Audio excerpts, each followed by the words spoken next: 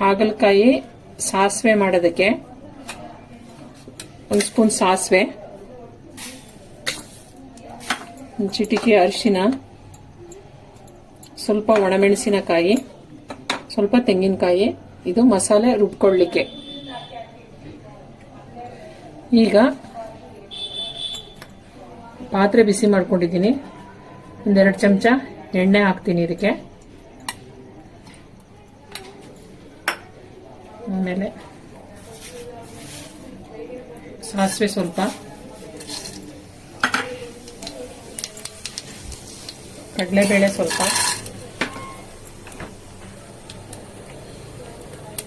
ಚಿಟಿಕೆ ಅರಿಶಿನ,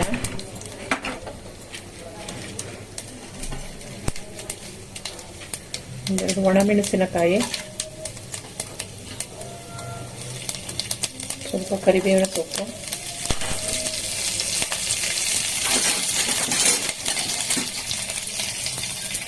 ಸ್ವಲ್ಪ ಹುರ್ಕೋಬೇಕು.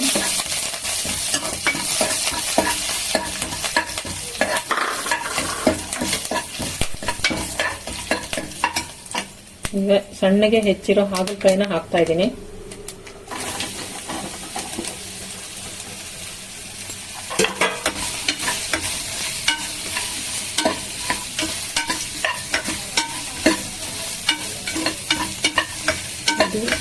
ಕಹಿ ರಸ ತೆಗೆಯೋದು ಬೇಡ, ಎಲ್ಲರೂ ತೆಗಿತಾರೆ.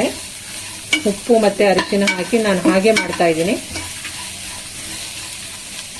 ಇದು ಹುಣಸೆ ಹಣ್ಣು, ಉಪ್ಪು, ಬೆಲ್ಲ ಮಿಕ್ಸ್ ಮಾಡಿರೋ ನೀರು. ಇದನ್ನ ಹಾಗಲಕಾಯಿಗೆ ಹಾಕ್ತಾ ಇದ್ದೀನಿ.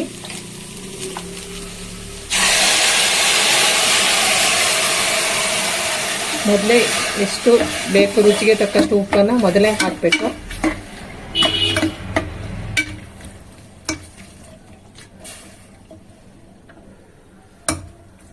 ಇದು ಪೂರ್ತಿ ಕುದ್ದು ಒಗ್ಗರಣೆಗೆ ಹಾಕಿರೋ ಎಣ್ಣೆ ಬಿಡೋ ತನಕ ಇದನ್ನ ಕುದಿಸ್ಬೇಕು. ಹಾಗಲಕಾಯಿ ಗೊಜ್ಜಿಗೆ ಬೇಕಾದ ಈ ಪದಾರ್ಥಗಳನ್ನು ನುಣ್ಣಗೆ ರುಬ್ಬಿಕೊಳ್ಳಬೇಕು.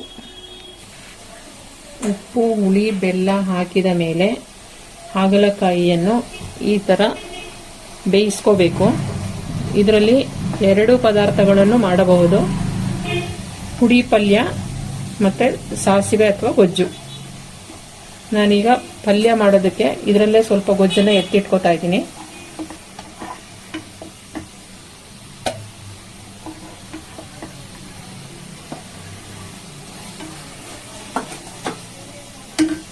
ಈಗ ರುಬ್ಬಿರುವ ಮಸಾಲೆಯನ್ನು ಹಾಕ್ತಾ ಇದ್ದೀನಿ.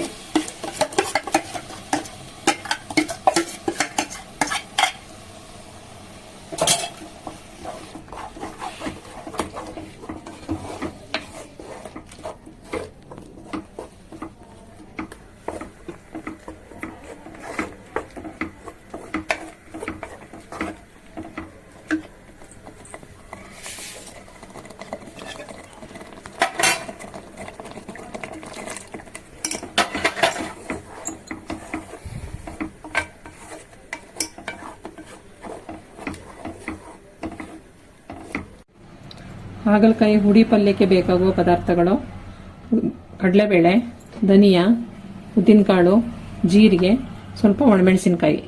ಎಲ್ಲ ಪದಾರ್ಥಗಳನ್ನು ಒಮ್ಮೆ ಹುರಿದುಕೊಳ್ಳಬೇಕು.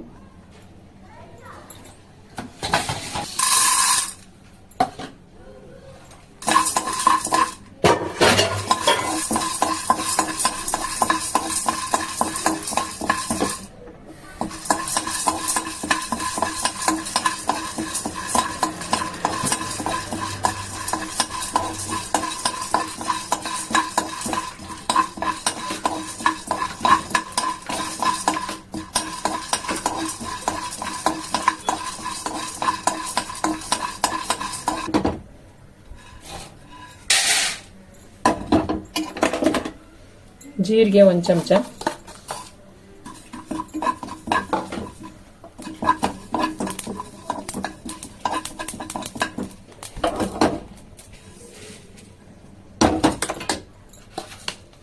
ಧನಿಯಾ 1 ಚಮಚ,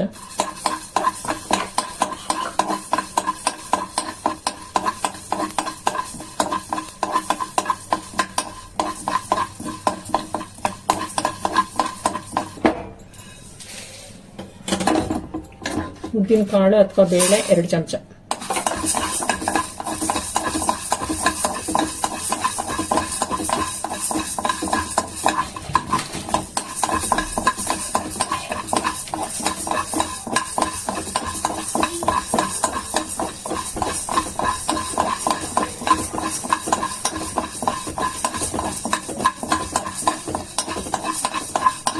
ಹಸಿ ವಾಸನೆ ಹೋಗೋ ತನಕ ಹುರಿಬೇಕು.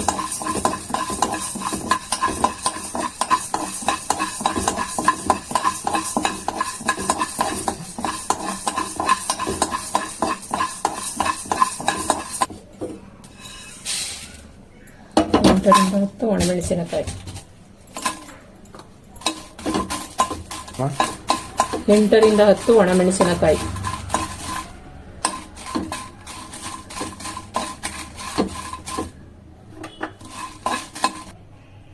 ಹುರಿದಿರುವ ಎಲ್ಲ ಪದಾರ್ಥಗಳನ್ನು ಸ್ವಲ್ಪ ತರಿತರಿಯಾಗಿ ಮಿಕ್ಸಿ ಮಾಡಿಕೊಳ್ಳಬೇಕು.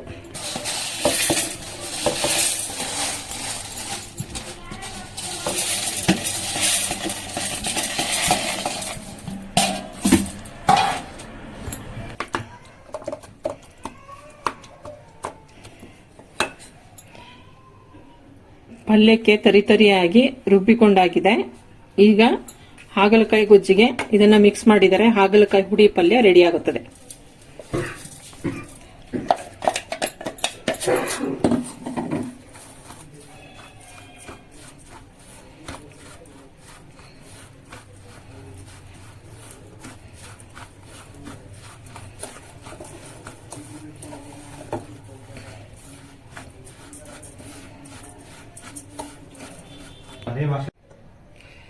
ಹಾಗಲಕಾಯಿ ಪಲ್ಯ ಮತ್ತೆ ಗೊಜ್ಜು ರೆಡಿಯಾಗಿದೆ.